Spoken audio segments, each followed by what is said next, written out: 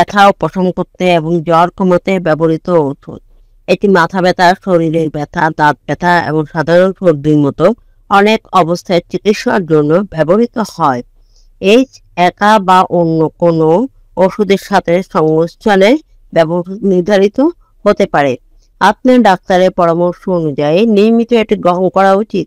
এটি সাধারণত খাবারের সাথে নেওয়া ভালো, অন্যথায় এটি আপনার পেট খারাপ করতে পারে। বেশি গ্রহণ করবেন না বা সুপারিশের চেয়ে বেশি সময় ব্যবহার করবেন না। এই ওষুধটি সঠিকভাবে ব্যবহার করা হলে পার্শ্ব প্রতিক্রিয়া বিরল, তবে এই ওষুধটি কিছু লোকের পেটে ব্যথা, বমি ভাব এবং বমি হতে পারে। আপনার ডাক্তারের সাথে পরামর্শ করুন যদি এই পার্শ্ব প্রতিক্রিয়াগুলো কোনোটি আপনাকে বিরক্ত করে বা দূরে না যায়।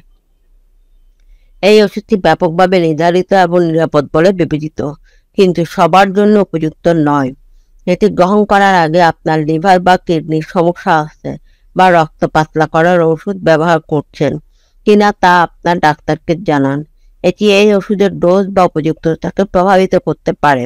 আপনি যে অন্যান্য ওষুধগুলো গ্রহণ করছেন সেগুলো সম্পর্কে আপনার ডাক্তারকে জানান, কারণ তারা এই ওষুধটিকে প্রভাবিত করতে পারে বা প্রভাবিত হয়।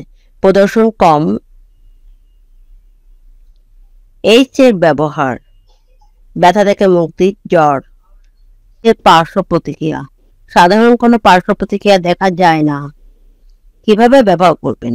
আপনার ডাক্তার পরামর্শ অনুযায়ী এই ওষুধটি ডোজ এবং সময়কালের মধ্যে নিন। এটি সম্পূর্ণরূপে গিলে ফেলুন। কিভাবে না, চূর্ণ করবেন না বা ভাঙবেন না। টেক্কা খাবার সাথে সাথে নিতে হয়।